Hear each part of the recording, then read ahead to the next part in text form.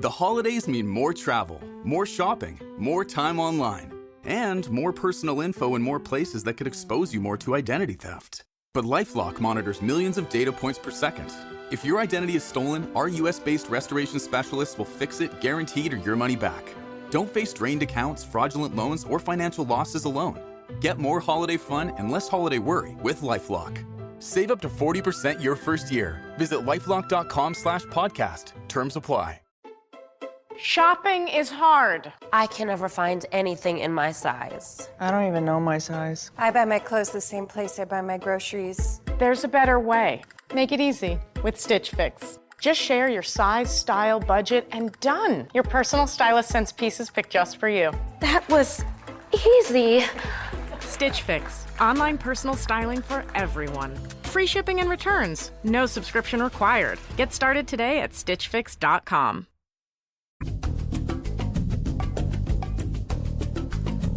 Hoy vamos a hablar en el tiempo de Territorio Negro de una violencia familiar de la que se habla poco, pero que también existe y que se ha cobrado varias víctimas en las últimas semanas.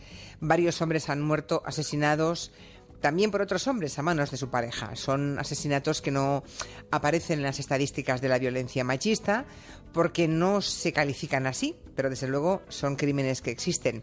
Hoy Rendueles y Marlaska van a hablarnos en ese Territorio Negro de esta otra violencia familiar, la violencia intragénero, a partir de una historia triste y terrible que es la de una pareja gay de inmigrantes ecuatorianos. Buenas tardes, Luis. Hola. Buenas tardes, Manu. Hola, buenas tardes. Precisamente en las últimas horas hemos conocido también otro crimen en el que un hombre mató a su pareja, que era también otro hombre, en Sabadell. Sí, el sábado pasado por la mañana, en el barrio de Camp Puiggener. Los Mossos de Escuadra acudieron a una vivienda porque un vecino les había avisado diciendo que había una pelea en uno de los pisos del inmueble. Cuando llegaron ya habían encontrado herido de muerte a un hombre de 57 años, que tenía varias heridas de arma blanca que presuntamente le había propinado su pareja, otro hombre de 53 años que fue detenido. Faltan por conocer muchos detalles de ese crimen, pero todo parece indicar que se trata de una discusión entre los dos hombres, entre la pareja, que acabó de la peor manera posible con la muerte, el crimen de uno de los dos. Decís que eso no se considera violencia machista, que el nombre técnico que se le da es violencia intragénero. Sí, porque los crímenes de violencia machista son siempre en los que un hombre asesina, mata a su pareja, siempre y cuando esta es una mujer. Suele haber un componente además siempre de superioridad y de abuso de fuerza. Y un crimen entre dos hombres, o entre dos mujeres también, ojo, que son pareja, está englobado en lo que se llama violencia familiar y se denomina violencia intragénero. Luego, si te parece, hablamos de eso con más profundidad. A ver si tenemos tiempo. ¿Queréis hablarnos de esta pareja, de Byron y Fabricio? Son los protagonistas de un crimen brutal y de una historia muy triste, de la que, desde luego, que yo sepa, no ha habido prácticamente noticias en los medios. Yo hay cosas que si no fuera por vosotros no me enteraría. En este caso fue un compañero de ABC, Carlos Hidalgo, que se hizo eco de este crimen. Todo empezó, o terminó más bien, el 3 de febrero a las 9:30 de la noche, cuando la policía acudió a una vivienda en el número 52 de la calle Sáez de Baranda, muy cerca del Parque del Retiro, en Madrid. Allí, en una habitación de la casa, estaba el cuerpo sin vida de Fabricio Leonel, que era un hombre ecuatoriano de 41 años. El cadáver estaba sobre la cama, con la cara y la cabeza machacadas a golpes y desnudo de cintura para abajo. Su compañero de piso y compatriota, Byron, de 37 años, había avisado a la policía y había contado que se lo había encontrado así cuando había llegado a casa. Y como siempre decís, supongo que la escena de crimen ya aporta pistas, ya le dice algo a la policía. Sí, lo primero que llama la atención es que en la vivienda no hay ningún desorden, no ha habido una pelea previa al crimen, no hay ningún rastro de eso. No hay cerraduras forzadas, no hay nada fuera de su sitio. Todo parece indicar que la víctima ha sido sorprendida mientras dormía, que la han asesinado sin ni siquiera llegarse a despertar. Y hay un detalle muy sorprendente y a la vez muy revelador. El cuerpo de Fabricio está tapado completamente, incluso la cabeza. Es decir, que el asesino lo dejó así, a propósito, tapado, antes de abandonar el lugar del crimen. Y empiezan los interrogatorios y el primero en ser escuchado es precisamente el hombre que es el que llama a la policía cuando se encuentra el cadáver, supuestamente. ¿Qué cuenta ese hombre? Lo primero que cuenta Byron a los agentes de homicidios es que el fallecido era su pareja sentimental, que los dos convivían desde hace meses en esa casa en Madrid, además con otra pareja de origen ruso, y les cuenta también, sin que nadie le pregunte por ello, que tenía una relación muy abierta, porque así se lo había pedido su pareja, Fabricio. El hombre dijo que el fallecido era muy promiscuo, que él, por su parte, aceptaba todas esas infidelidades porque estaba muy enamorado y porque era su primer amor. Imagino que la policía ya pone foco inmediatamente en este hombre al contar eso. Sí, sobre todo cuando le siguen preguntando, siguen indagando sobre el tipo de relación que mantenían los dos, y Byron cuenta que Fabricio se negaba a ser controlado, que de vez en cuando incluso le pegaba, y sobre todo hace mención una y otra vez a las continuas infidelidades de su pareja. Narra incluso episodios concretos en los que él volvía de trabajar y se encontraba la habitación que los dos compartían pues con condones usados por el suelo, y lo que demostraba que Fabricio pues había estado con otros hombres en su ausencia, ¿no? Cuenta que el fallecido le gustaba ligar con desconocidos en Chueca, en el barrio de Chueca o en el Parque del Retiro, lo que hizo pensar a los investigadores que el crimen podía haber sido obra de un amante ocasional, pero algo no cuadra en esa teoría. ¿Y qué es lo que no cuadra? Porque no hay ni una señal de pelea, no hay desorden en la habitación, en el lugar del crimen. Y el único objeto que echa en falta Byron es un busto de medio metro de altura que los dos guardaban en el cuarto de baño y que podía haber sido empleado como arma del crimen. No se había robado nada de él. ¿Y por dónde empieza entonces a investigar la policía? Pues la autopsia confirma que Fabricio ha sido golpeado con mucha saña, con mucha violencia, tiene fracturas en el cráneo, en la cara, y los golpes han sido propinados con un objeto romo, sin filo, macizo y de bastante peso, lo que encajaría con ese busto desaparecido.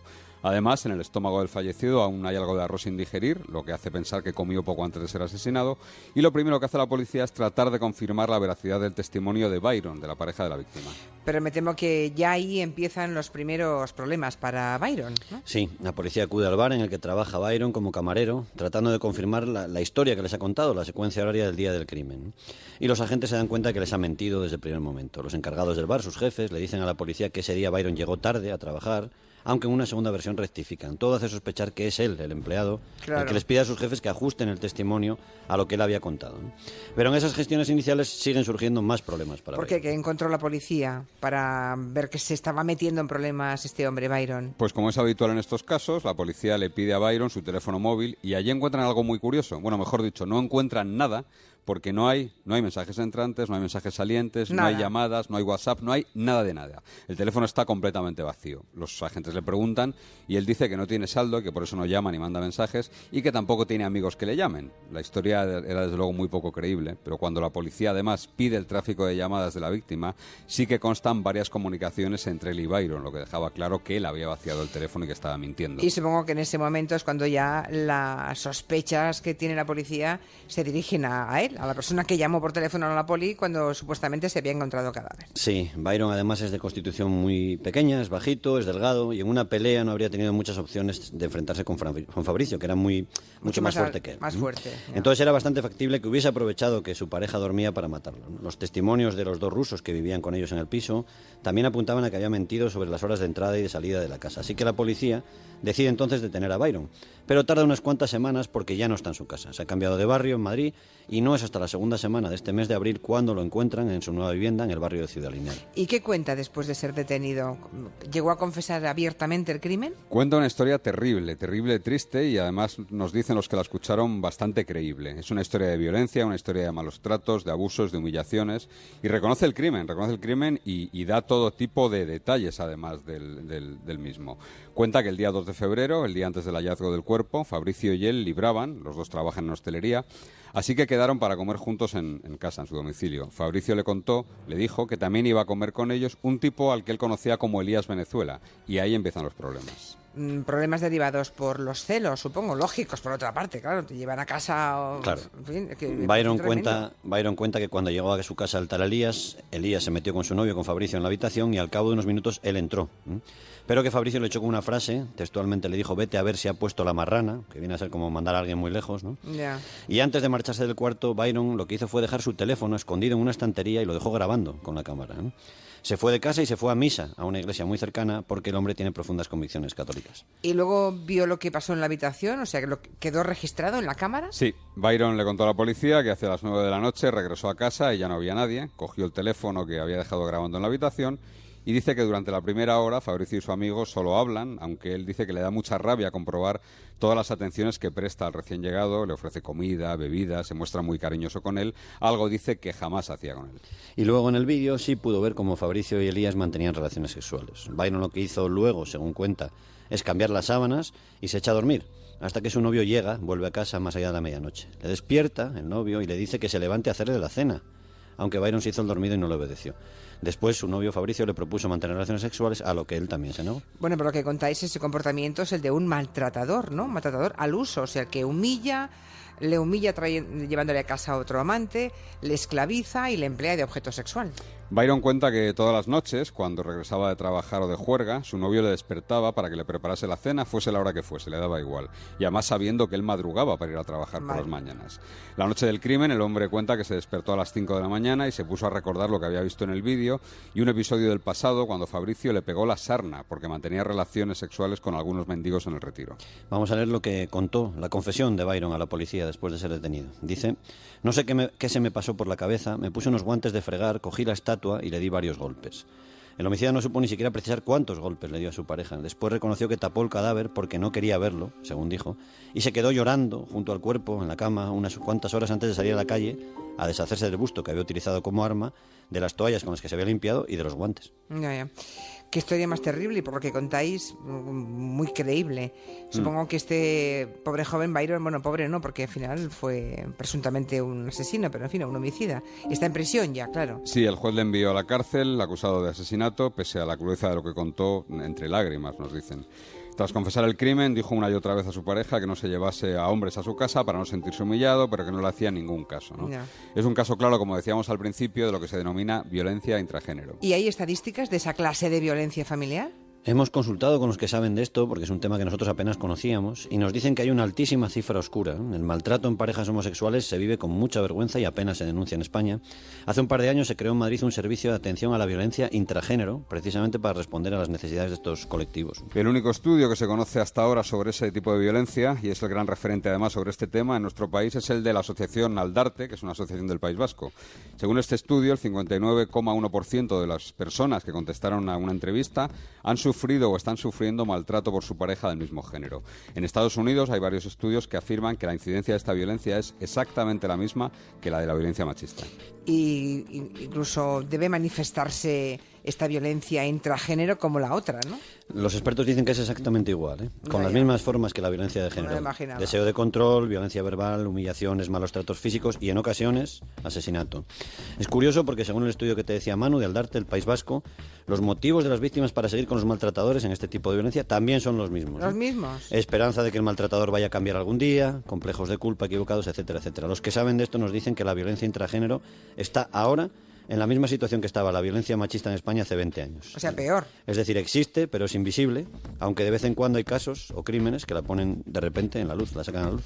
Bueno, no es el caso de la historia que nos habéis contado, ¿no? Que apenas ha aparecido en los medios de comunicación, pero en cambio sí es el caso de un asesinato que sí que se comentó en su momento, asesinato de un actor, además, de un actor llamado Koldo Losada. Sí, en febrero de este año, precisamente, Jon Andoni Ezcurdia fue condenado a 19 años de prisión por el asesinato de su marido, que era el actor Koldo Losada. Ezcurdia también aprovechó que Losada estaba dormido a causa de la ingesta de varios sedantes que se supone que le había dado él, le machacó la cabeza con una estatua, otra semejanza con el caso que hemos tratado hoy, y después estranguló a Gastón, al perro de Koldo, y se fue de casa. Se llevó el cadáver del perro y dejó ahí el cuerpo de su marido. El jurado lo consideró culpable y no se creyó la teoría de la defensa, que intentó demostrar que el homicida actuó bajo los efectos del alcohol. Bueno, violencia intrafamiliar. Hay un debate ahora mismo en Twitter interesante entre los oyentes que dicen, por ejemplo, que no entienden por qué hay que cambiarle nombre. Bueno, sí, es que yo entiendo que no es lo mismo que violencia machista. Y además no lo juzgan los juzgados de violencia de género. No. Ya. Bueno, pues ahí lo dejamos. Hasta la semana que viene. Gracias. Adiós. Veo por aquí ya la larga melena.